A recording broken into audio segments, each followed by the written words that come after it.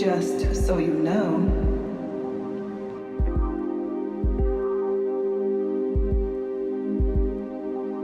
I have an idea. more than a score.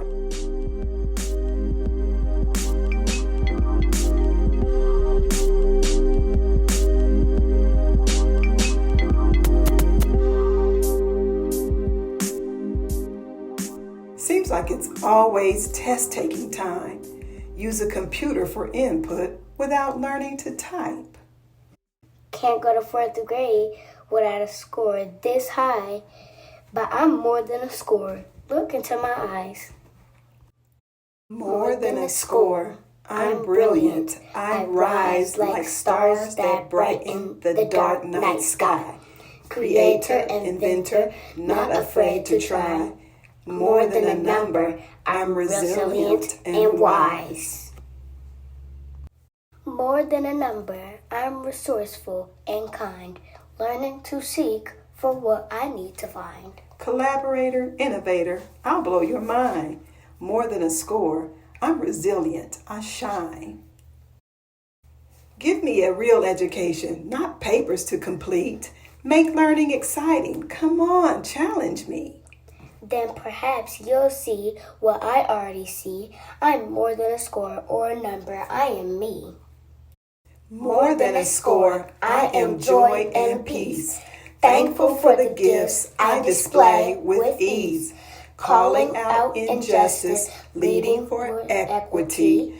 More than a number, hear my voice, let me speak.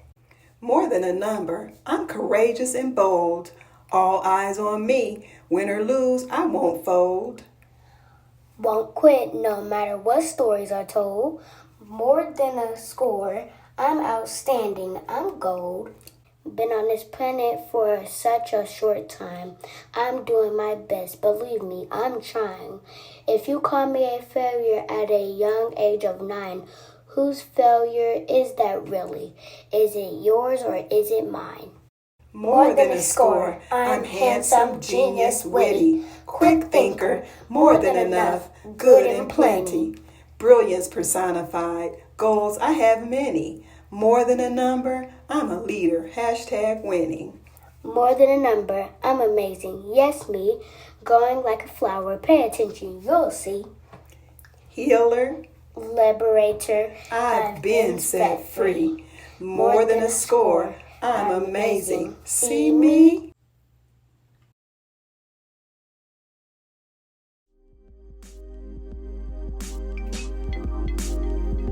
Power to the little people.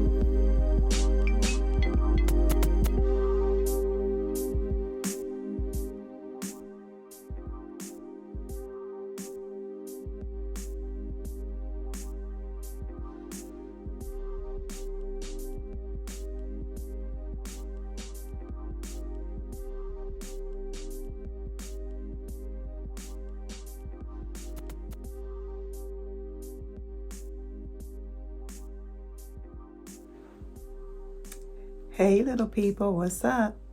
It's Dr. Mama, also known as Dr. Robin Cooper. So I wanted to take a moment and share with you the reason that I wrote the story More Than a Score. So I have been an educator for about 35 years, and I've taught from kindergarten to college. And I have to say that I've seen lots of things over the years. Some great things and some not so great things about the education system. One of the things that I saw that was not so great was the way that we assess or test children. So I have seen children truly traumatized, just hurt, crying, depressed, feeling all kinds of terrible ways about themselves because of testing. From kindergarten to high school students. I have seen students cry because they didn't score high on a test, they didn't get enough points, to show that they know the information or the content that they were being taught. They didn't get enough points to advance to the next level. And in some cases in high school, I saw students who didn't even get a diploma when they graduated after 12 or 13 years of school. They got a certificate of attendance because they didn't pass what was called the proficiency test. Now that's just wrong. That's just criminal. And the reason I think that's wrong is because some of these children didn't even have certified teachers. They didn't even have licensed teachers during some of the parts of their educational journey. But they were then being held accountable for the fact that they didn't get the information they were supposed to get. And the other piece that's so terrible and criminal about this whole system is that this whole system of testing children in high stakes ways is that we're testing children on one day. So think about this again. These students went to school for 13 years, kindergarten to 12th grade, and they took a test on one day that determined whether or not they had learned what they needed to learn over all of those years. Now, mind you, these students had passed the kindergarten, 1st, 2nd, 3rd, 4th, 5th, 6th, 7th, 8th, 9th, 10th grade. They passed those grades. A lot of those students got A's, B's, C's, whatever, right, in school. And then to get to your high school years, 9th, 10th, 11th, and 12th grade, and be tested on one day, and that one day decides whether you get a certificate of attendance or a diploma. I just can't even believe that happened. It's like a bad dream. Like, this really didn't happen. Like, we are way more intelligent than this as human beings doing this to children. I just can't believe it. It's not right. Anyway, that bothers me. It still bothers me to this day. But recently, as I was watching some 2nd and 3rd graders respond to their testing and their scores, it just hurt my heart so bad. I saw a kindergartner in one of my classes just break down crying during the test because he was doing so well that the test kept going on and on and on. And he was exhausted and tired of testing. And so he just cried, and it just hurt my heart. It bothered me to see children suffering at school. School should be joyful. Learning should be fun. Learning should be exciting. And children should not be traumatized by school. So I wrote this story, More Than a Score, to remind all of the children and their parents and their teachers, who work, parents and teachers and students who work so hard to get through these tests, and who are often punished. The teachers, the parents, and the students are looked at like, oh my God, they can't do this. Their students can't do this. Their kids can't do this. These children can't do this. They're looked at really harshly and negatively because of these tests. I wrote this story to encourage those people, parents, students, teachers. So the message is, you are more than a score. You are absolutely more than a score. A test does not define who you are, the brilliance that you have, the intelligence that you hold, and that you demonstrate. There are so many ways to show our brilliance and show our intelligence. And a test is only one of those ways. So if you don't do well on a test and you tried your hardest, maybe you're just not good at test taking. That doesn't mean you're not amazing. That doesn't mean you're not brilliant. That doesn't mean you're not intelligent. It just means that school has not found a way to learn how intelligent you are. That's not your fault. That is not your fault. You are more than a score. Yes, you are.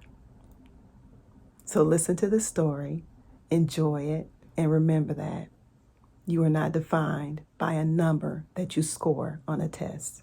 That does not make you who you are. I want you to know that. Believe that, because it is true. You're more than that. And you prove it every day. You have a gift to give this world. You are a gift to this world. And regardless to whether the world figures out a way for you to show that in school, you still are a gift.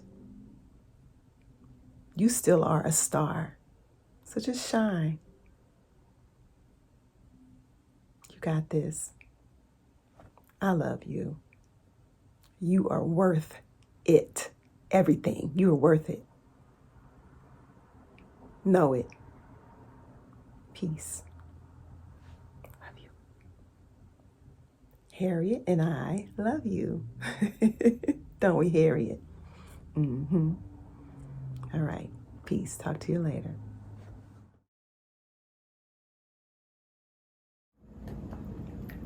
I am here with my brother, Ashton Johnson, illustrator of the story More Than a Score.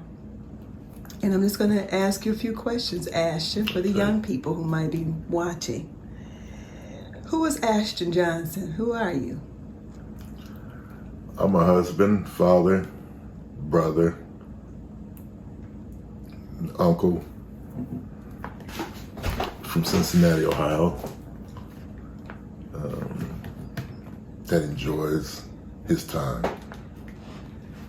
Okay. All right.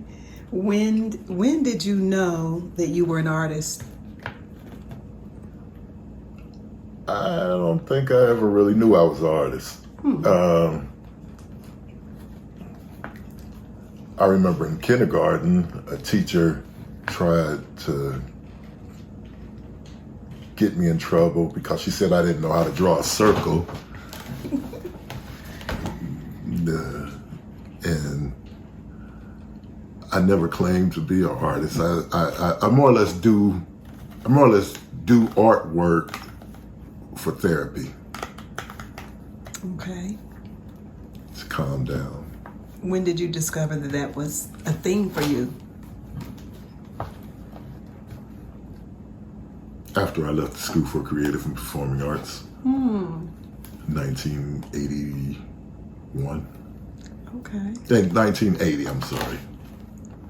Okay. That's where you, let's see, what grade was that? I was in 10th grade. 10th grade? Okay. So you didn't graduate high school there? No. But when you were there, you discovered that art was calming for you? Yes. Okay. Or did you say after you left? After I left. Okay. Because the teachers down there were trying to teach me how to draw. I knew how to draw, so you couldn't teach me.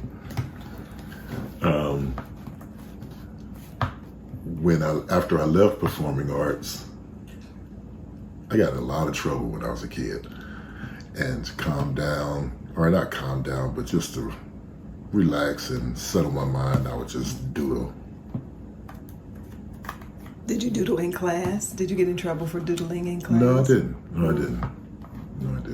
I did a piece of art while I was down at Performing Arts. We were doing still life. And I drew a bowl of fruit that was on the table. And behind that bowl of fruit, I drew the kid that was also drawing the bowl of fruit. And I added color to it.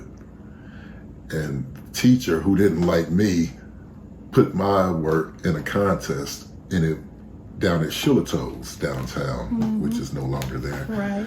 And it won. And then they sent it off to New York, and it won a contest, and they bidded it off. What?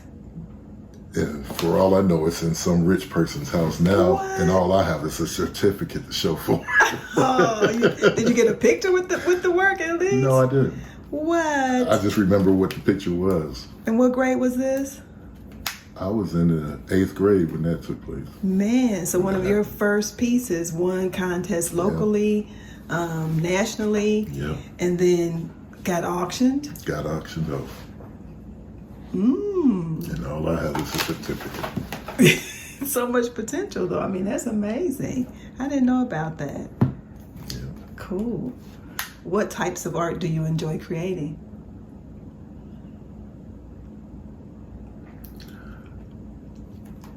I used to like to do comic books, superheroes. I do artwork I like doing black art.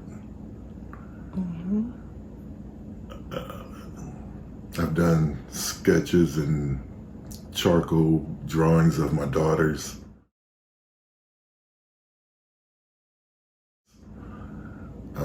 Procrastinating, but I'm supposed to do one of my granddaughter. And like I said, drawing is a therapy for me, so I'll probably do it when everybody's gotten on my nerves. So we need to just do some things. That's why it took me so long to Trigger do your book. I'm glad you took your time, because it takes me forever to do anything. Yeah. So I have some of your bracelets. So I know you. I do like doing those. Like jewelry as well. That's some more therapy for me.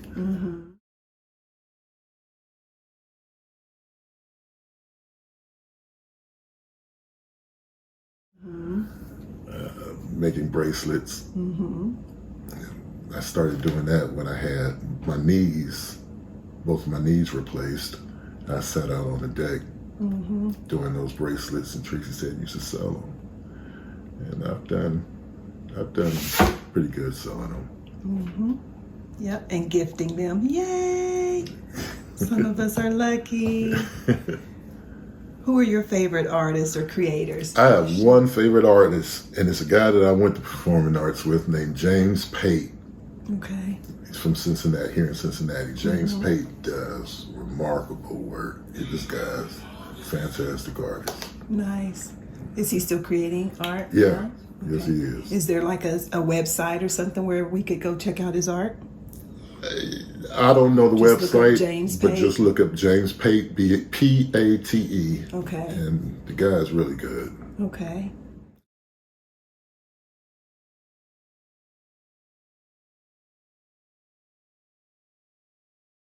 Now I want to go back a minute, because you mentioned that you used to do comic books. Watch his expression, y'all. I've been thinking about doing some graphic novels for children, and I need an artist. Look at him. I can't stand Robin. Oh my God! Listen. That would be hard doing some graphic. I don't know. Well, it depends on the age group. What age child are we talking about? Yeah. So you all heard it. He will consider it. I'll consider it. It's not a no. It's not a no. It's a We'll see. It's what my mom used to say. We'll see, huh? We'll see. That's the way to not answer you until the day of.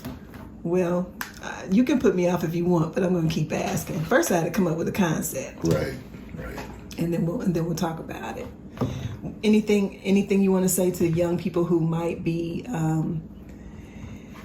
coming into their own as creatives? Any encouragement or any? If it's what you like, stay focused. Stay focused.